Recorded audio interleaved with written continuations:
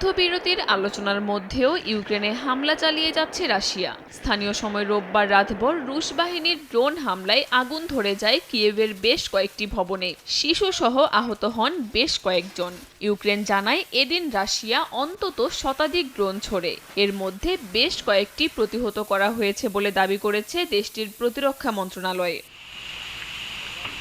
এদিকে ইউক্রেনের president Volodymyr Zelensky জানান যুদ্ধবিরতি যে কোনো দিন সম্ভব।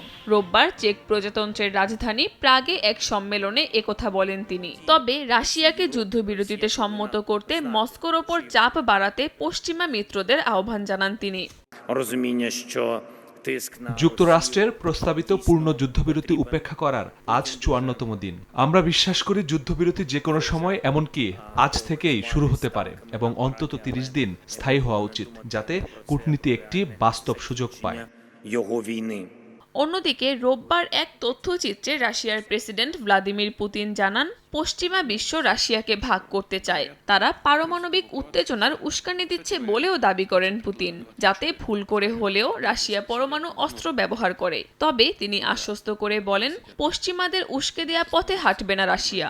ইউক্রেনে পারমাণবিক অস্ত্র ব্যবহারের কোনো প্রয়োজন হবে না বলেও মন্তব্য করেন তিনি। কাকলি আখতার, সময় সংবাদ।